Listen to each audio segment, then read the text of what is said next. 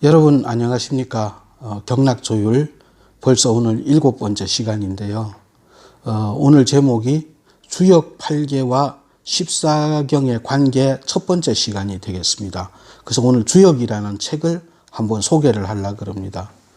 이게 이제 제가 처음에 말씀드렸다시피 여러분들의 질문을 크게 두 파트로 나누어서 우선 공부를 더 많이 하고 싶어 하시는 분들을 위해서 이제 사음침을 공부하실 때 앞에 이제 진입장벽이 되는 여러 가지들을 지금 설명해 드리고 있는데요. 그러다 보니까 이게 주역이라는 책까지 이르게 됐는데, 주역이 우리 인체 14경 나가고 어떤 식으로 매치가 되어 있는지 이거를 설명을 하려고 그러는데요.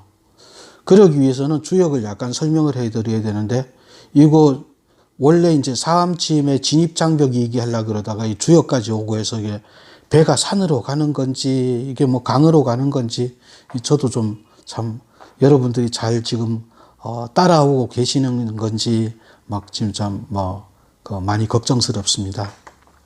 그래서 오늘은 이 주역이 어떤 책인가를 이제 잠시 소개를 해 드리려고 그래요.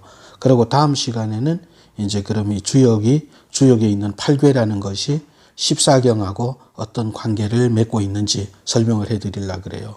그렇기 때문에 오늘은 굳이 노트 같은 거 안 하셔도 돼요. 침 얘기는 한마디도 안 할 거니까. 주역이 어떤 책이다 이런 것만 그냥 아시면 되니까 그냥 주무시지만 마시고 그냥 한번 들어보세요. 근데 이 세상에 어떤 한 권의 책이 이 세상의 모든 진리를 전부 대신하지는 않습니다. 그러면은 지금 하루에도 저게 몇천 권씩의 책이 출판되지를 않아요. 그걸로 전부 다 완전히 천하통일해버리죠. 그러니까 어떤 절대적인 진리가 없고 또 있다 하더라도 그게 바뀌고 그렇기 때문에 계속 책이 나오기 때문에 뭐 어떤 사람들이 얘기하는 것처럼 뭐 주역이 뭐 세상의 이 모든 것을 꿰뚫을 수 있다. 뭐 아니면 어떤 특정 종교의 특정 서적이 뭐 모든 것을 꿰뚫을 수 있다. 뭐 이거는 아니에요. 그냥 여기도 세상의 어떤 그 우주 만물의 질서를 밝히는 책 중에 하나가 주역입니다. 주역은 어떤 책이냐? 말 그대로 주나라의 역사, 주나라의 정치는 책이에요. 근데 그러면 어떤 분들은 이 주역이라는 책을 뭐 교양서적이다, 뭐 철학서적이다. 절대로 점치는 책은 아니다. 점치는 책보다는 훨씬 더 위에 있다. 그러니까 사서삼경에 들어가지 않느냐 이런데 점치는 책이에요. 철학서이기도 하고 점치는 책이기도 하고 그래요. 일단 말입니다. 그 당시에 이제 주나라가 이제 중국 보면 이제 전설의 나라 한나라가 있고 그 다음에 은나라잖아요. 그 다음에 은나라를 무찌르고 이제 주나라가 들어오는데 그 당시에 있던 모든 학문들은요 전부 통치서입니다. 그러니까 통치 철학을 담은 그런 책들이에요.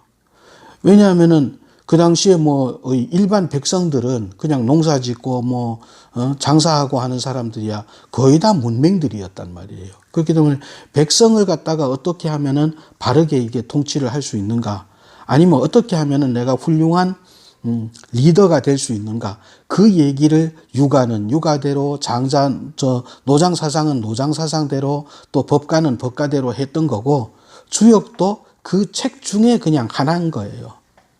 그렇게 생각하시면 되고요. 그래서 그 주역에도 보면 당시의 사회상들이 여러 가지가 있어요.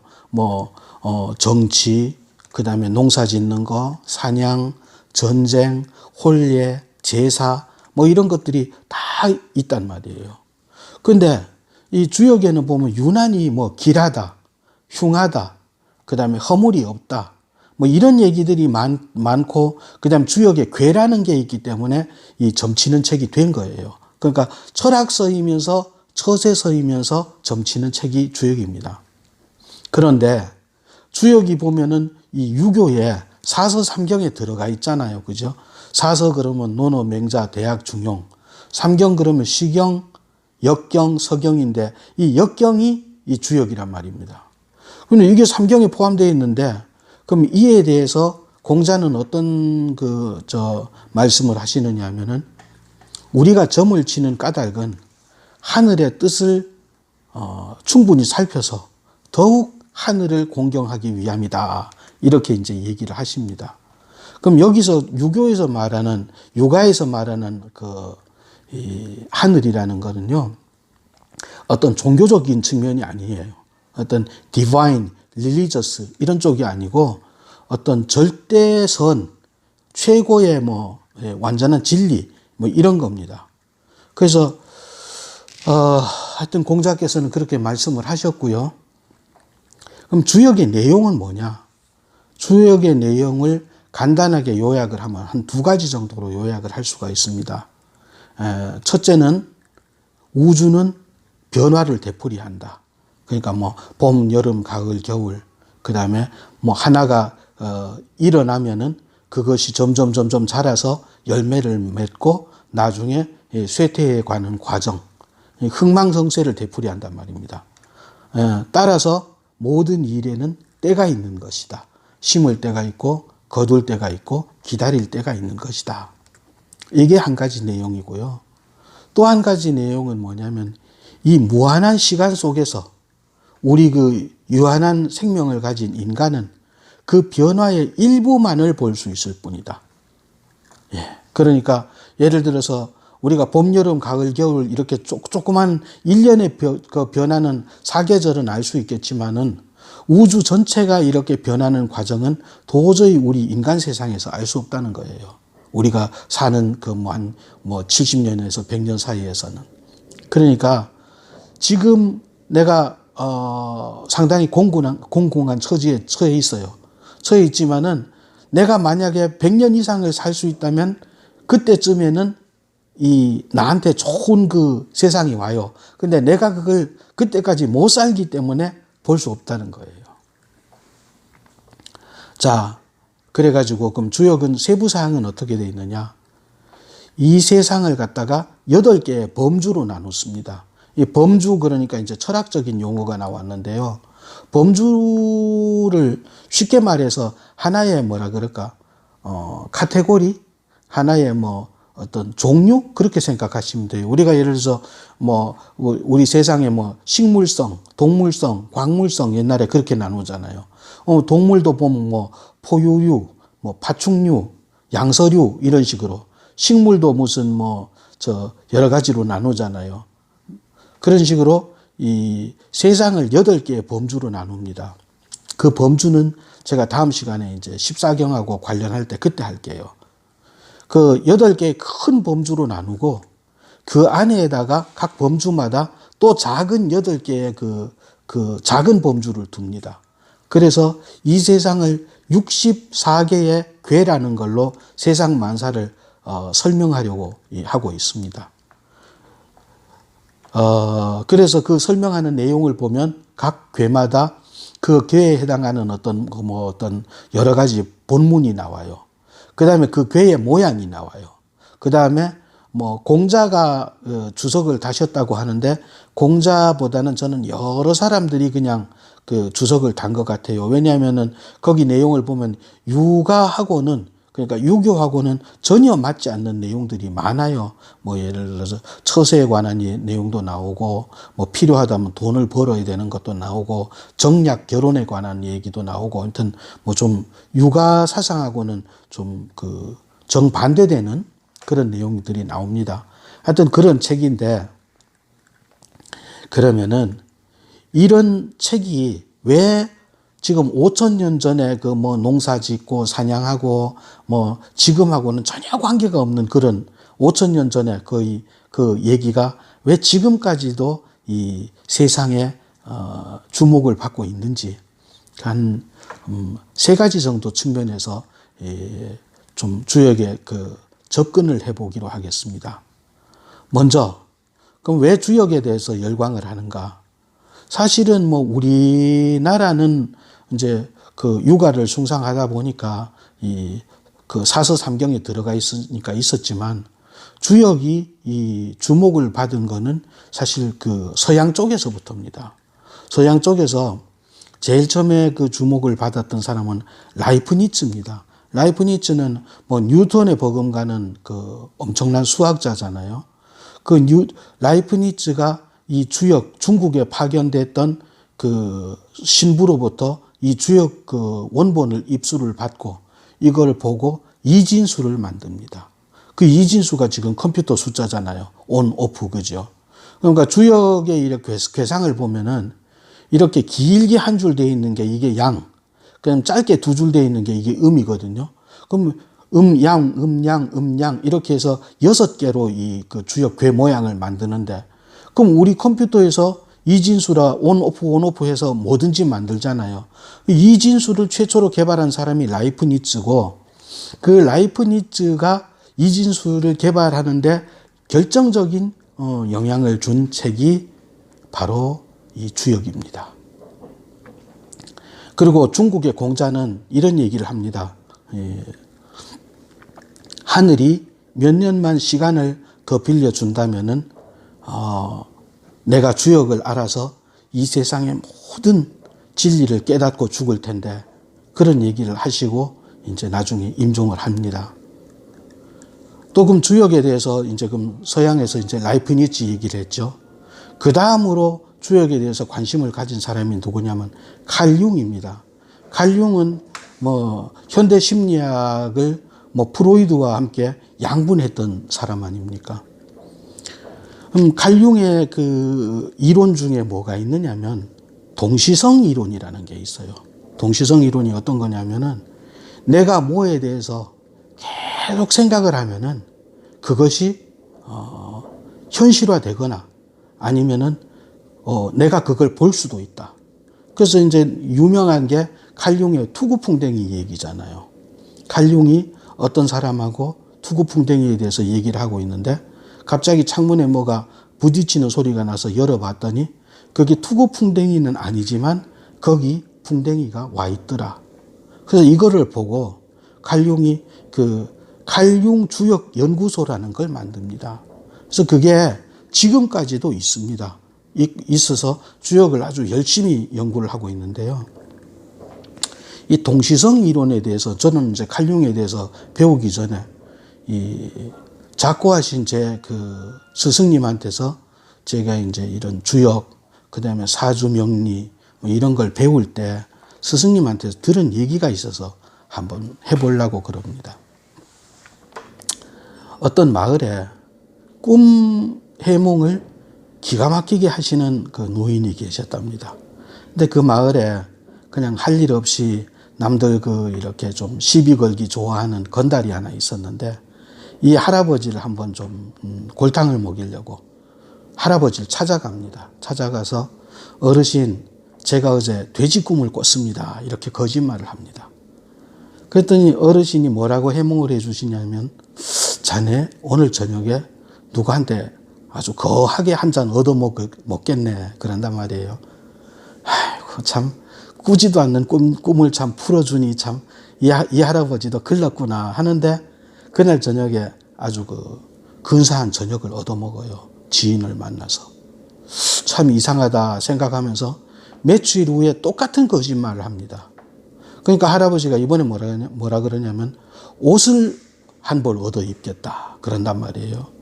그랬더니 그날 오후에 멀리서 친척이 찾아와 가지고 곧 그 자기네 집에 혼사를 하는데 옷을 한 벌 지었으니까 이 옷을 입고 자네도 혼사에 참석해 주게 그런단 말이에요. 진짜 신기하거든요. 또 며칠 후에 세 번째 거짓말을 합니다. 그랬더니 할아버지께서 오늘은 조심하게 누구한테 아마 실컷 두들겨 맞을 거야. 그런데 그날 저녁에 어떤 시비가 생겨서 정말로 아주 만신창이가 되도록 얻어맞습니다. 그리고 며칠 후에 이 그 청년은 할아버지를 찾아가서 그간의 거짓말한 거를 이야기하면서 어떻게 그렇게 꾸지도 않은 꿈을 맞추십니까? 하니까 할아버지 말씀이 세상에 말이 씨가 된다는 말이 있네. 자네가 꿈을 안 꿨더라도 그렇게 꾼 것처럼 하면 꿈을 꾼 거나 마찬가지야. 그런 말을 하면. 그러니까 평소 때 좋은 말을 하게 그리고 좋은 생각을 갖고 그러면서 이제 풀이를 해주는 거예요. 돼지가 첫 번째로 꿀꿀 울면은 배가 고픈갑다 싶어서 보통 먹이를 주네. 그래도 돼지가 울면 잠자리가 하겠다 생각을 해서 짚을 갈아주지. 그래도 울면 주인이 화가 나니까 돼지를 때린단 말이야. 이것이 세상의 이칠세. 그러니까 세상을 항상 똑바로 보고 좋은 말, 좋은 생각하는 그런 사람이 되게 했답니다. 이게 이제 칼융의 동시성 이론이에요. 그러니까 여러분들도 좀 힘들더라도 너무 힘들다 하지 마시고 가급적이면 안 좋은 얘기는 하지 마세요. 뭐 죽겠다 이런 거 하지 마세요. 살겠다 뭐 이런 얘기 하시고요. 얘기가 조금 이제 어긋났는데요. 제가 이제 라이프니츠의 이진수 얘기했고 칼융의 동시성 이론 얘기를 했잖아요. 그러면은 그 다음으로 이제 그 주역하고 영향을 맺은 서양의 학자가 누구냐면 닐스 보어라고 있어요. 닐스 보어 이제 물리학 하신 분들 아시겠지만 양자역학의 선구자입니다. 그죠? 그럼 닐스 보어가 어느 정도로 이 주역을 사랑했느냐면 이 아저씨가 노벨상 받을 적에 이 팔괘도가 그려진 옷을 입고 노벨상에 그 수상식에 참석을 합니다. 물론 그 팔괘도는 조금 잘못되긴 했지만요. 그래서 그 닐스 보어가 이 주역을 보고 발견한 이론이 뭐냐면 상보성 이론이에요. 상보성 이론. 상보성이 뭐냐면은 서로 보완한다. 뮤추얼 컴펜세이션이라 그래서 어떤 거냐면은요. 양자역학을 좀 짧게 말하면 이거잖아요. 원자들이 활동하고 있는 걸 기술하는 게 양자역학이잖아요. 원자는 어떻게 되어 있습니까? 원자는 한 개의 원자 핵이 있고 그 다음에 그 원자 핵을 도는 이 전자들의 얘기란 말이에요. 그런데 원자 핵은 그 양전기를 띠고 있고 그 다음에 전자는 음전기를 띠고 있잖아요. 그래서 하는데 이것들이 서로 항상 어떤 대립관계만 있는 게 아니라 서로 이 도와주기도 한다는 거예요. 그게 상보성 이론이에요. 그러니까 우리 음양에서 말하는 상생상극하고 비슷한 거예요. 이거를 이 주역에서 닐스 보어가 찾아냅니다. 마지막으로 아인슈타인이 있습니다. 아인슈타인이 그 주역을 보고 뭘 찾아내느냐면 반원자론이라는 걸 찾아냅니다. 이게 이제 이것도 양자역학에 나오는 건데요. 지금 양자역학에 보면 원자 핵은 양전하를 띠고 있고 그 다음에 전자는 음전하를 띠고 있다 했잖아요. 근데 왜 그래야 되는데? 그러니까 그 전자가 양전하를 띠고 원자 핵이 음전하를 띠면 안 되나? 꼭 양은 언제나 양이라야 되고 음은 언제나 음이라야 되나? 그런 그게 어디 있냐? 양이 음이 될 수도 있고 음이 양이 될 수도 있지 않나? 이 문제를 아인슈타인이 제기를 해서 얻은 내용이 뭐냐면은 이 반원자론이라는 겁니다. 그렇게 될 수도 있다는 거예요. 그러니까 어떤 전자는 반대로 어떤 원자는 원자 핵이 음전하를 띠고 전자가 양전하를 띌 수도 있다는 거예요. 우리가 옛날에 음양의 기초에서 그런 거 말씀드렸죠. 양이 심하게 되면 음이 되고 음이 또 심하게 되면 양이 되고 또 상대에 따라서 음양이 바뀌기도 한다. 이래서 주역은 외국에서 훨씬 더 각광을 받고 있습니다. 자, 그럼 두 번째. 만약에 여러분들이 주역을 읽으신다면은 어떤 방식으로 읽으셔야 되느냐? 이건 좀 난해한데요. 지금 주역을 다루는 학파가 크게 두 가지가 있습니다. 하나는 의리학이고 하나는 상수학입니다. 의리학이라는 것은 뭐냐면은 이 뜻의, 리치리, 그러니까 그 주역에 보면 여러 가지 안에 본문이 있잖아요. 그 어려운 한자들. 우리 가장 요즘 신문 같은 데서 많이 나오는 게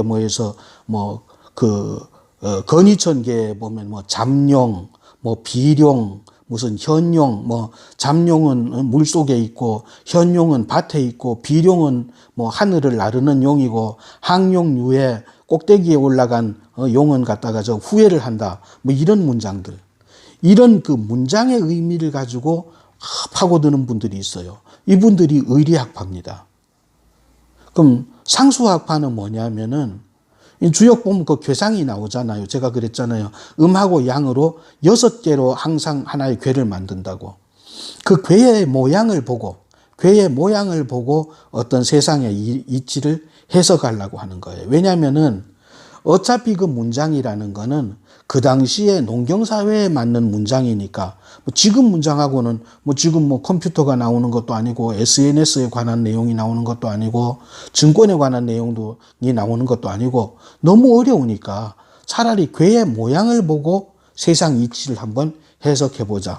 지금 서양에서 하고 있는 경우에도 그 지금 예를 들어서 우리 침술도 있잖아요. 서양에서는 우리가 무슨 척택이라든지 위중이라든지 그런 식이 아니라 각 경락에 L14 R15 이런 식으로 기록하잖아요. 서양에서도 주역은 그냥 괴 번호로 나와 있습니다. 그리고 괴상을 위주로 관찰을 해요.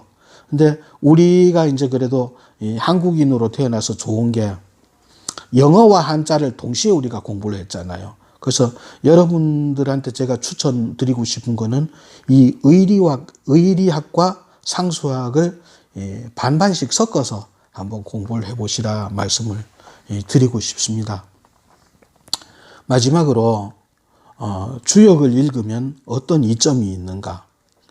이점 없어요. 머리만 아프고 이점 없는데요.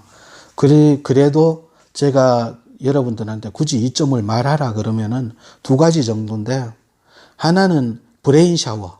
우리 뇌 속을 한번 새로운 어떤 개념으로 샤워를 해가지고 우리 사고의 유연성을 키울 수 있다.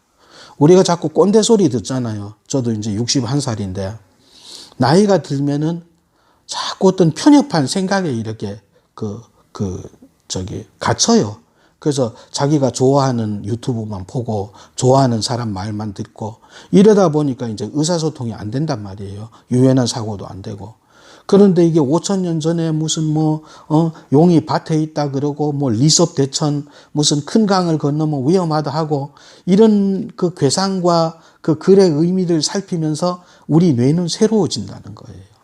그동안에 사실 우리가 보통 책 읽으면 잠 오잖아요. 왜 잠 오느냐면 인간의 뇌는요, 원래 책을 읽도록 돼 있지 않았어요. 어떻게 해도 이 먹이를 잡고, 그 다음에 내 천적을 피해서 도망가고, 짝 만나서 짝짓기 하고 이런 데 발달돼 있지, 이런 책 같은 거, 우주 같은 거 이런 거 하는데 발달돼 있지 않는단 말이에요. 근데 이런 걸 함으로써 우리가 이제는 살 날이 지금까지 살은 날보다는 이제 얼마 안 남았잖아요. 우리가 가기 전에 공자님 말씀할 때나 아침에 도를 얻는다면은 저녁에 내가 죽어도 여한이 없다. 이런 브레인 샤워로서의 의미가 있고요.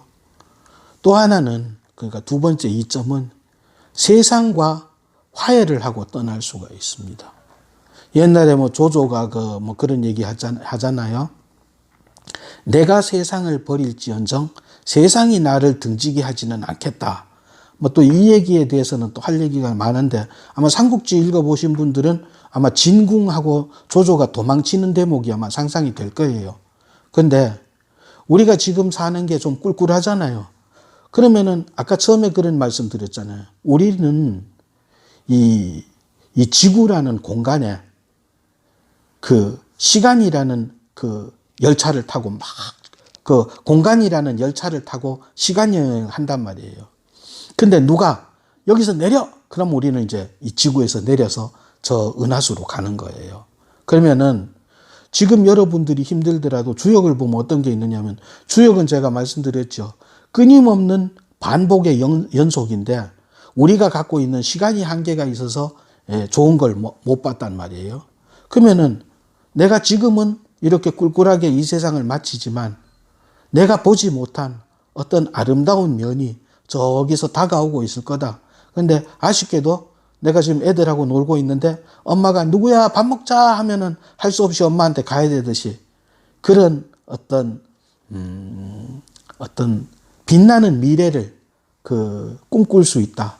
그렇다면은 지금 좀 꿀꿀하지만은 세상 정도는 내가 용서해 줄 수도 있잖아요. 세상하고 화해를 할 수 있다는 게 좋습니다. 그래서 뭐 이 책을 읽고 안 읽고는 여러분 마음이에요. 아까도 말씀드렸다시피 세상의 어떤 한 권의 책이 세상의 모든 진리를 대변하지는 않습니다. 예, 뭐 이렇게 간단하게 제가 이제 주역이 어떤 책인가를 이제 여러분께 소개해 드렸고요. 다음 시간에는 본격적으로 이 주역의 8괴라는 게 어떤 건지, 그리고 걔가 우리 14경맥하고 어떤 연관을 갖고 있는지 구체적으로 설명을 드리겠습니다. 오늘 여러분 긴 시간 또 함께 해주셔서 감사합니다. 여러분 다음 주에 뵙겠습니다.